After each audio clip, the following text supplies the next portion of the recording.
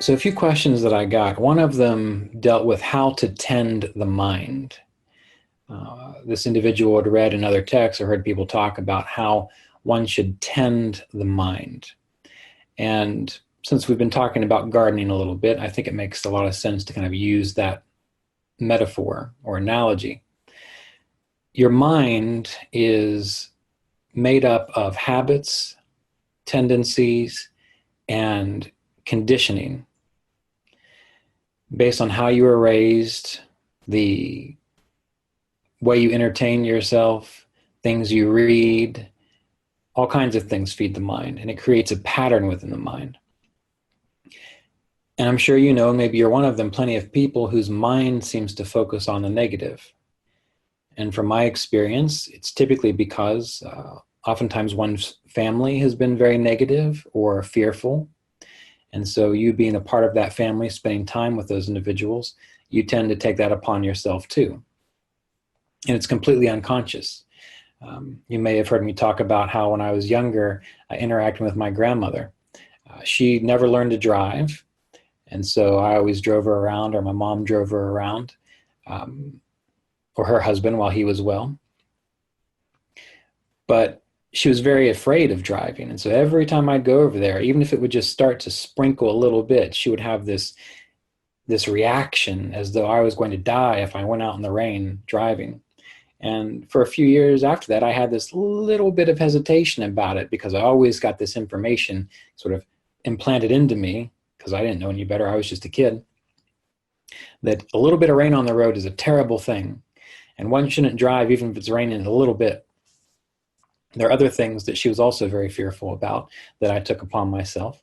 And it took me a few years to tend my own mind, to develop self-awareness, to understand that, hey, wait a minute, some of these things aren't truthful. Some of these things aren't really the way the adults in my life had made it out to be.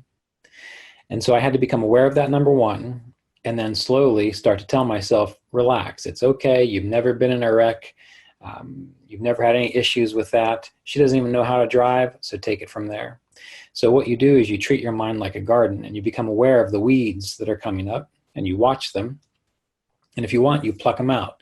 And if you know anything about gardening or weeds, you know that they just keep coming. So you have to keep plucking them out so that you can make room for the positive aspects of your mind, such as expectation of good fortune or optimism, or even just seeing that things can potentially work out better than you expected. Now, of course, as we know in this life, that's not always the way it goes because things happen. But what you'll find is that most of the time, if you tend your mind to weed out negative habits, thoughts, emotions, and you have to be consistent about it, you eventually start to find that most of the time, your mind functions okay, clearly. Other ways to tend to the mind using self-awareness is simply to become aware of what your mind habitually thinks.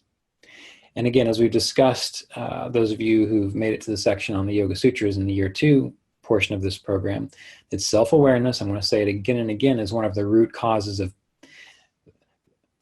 absence of self-awareness is what causes pain. So developing self-awareness roots out pain.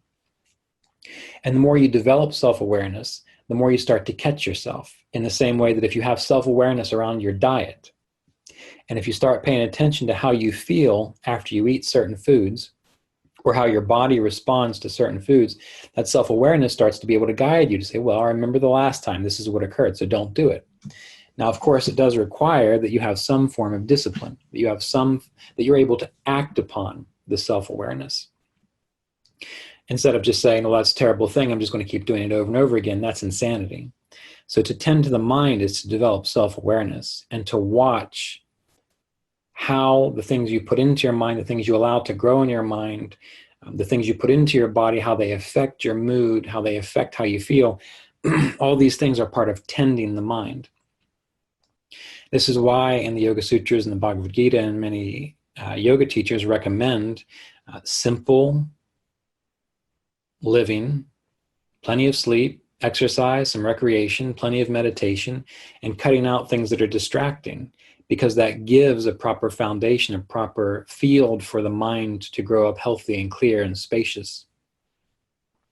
So tending the mind is nothing magical, nor is it anything beyond our capability. We just have to commit to doing it.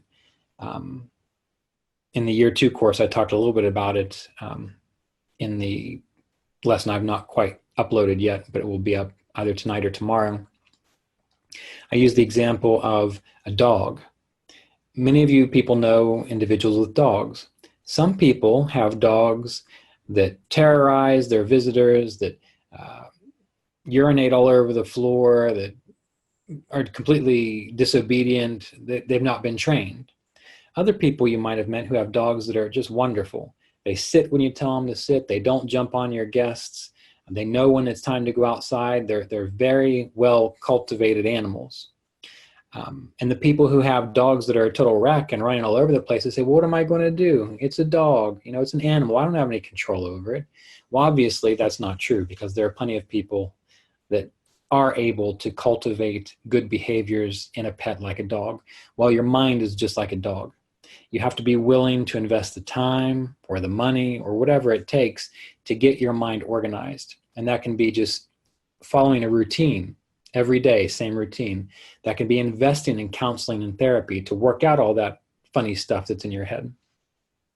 It can be just simply developing willpower to say, no, I'm not going down that route mentally, until eventually the mind learns. It becomes an ally, it becomes an asset, it becomes a tool rather than that which runs you. So to answer how do you tend your mind, this is a very important part of yoga practice. Because if you have a mind that is tended well, then you are able to practice the yamas and niyamas. You're able to sit still in asana. You're able to benefit from pranayama, breath awareness exercises. You're able to internalize your awareness because your mind is not driving you crazy, which in turn allows you to release yourself into focused meditation.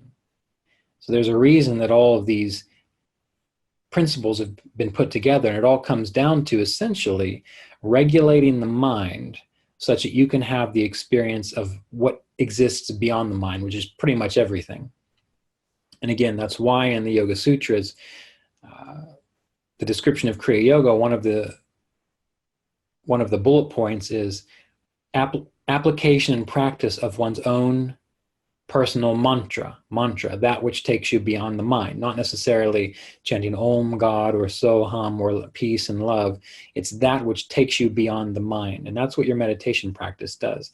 So this is how you tend the mind from a yogic perspective.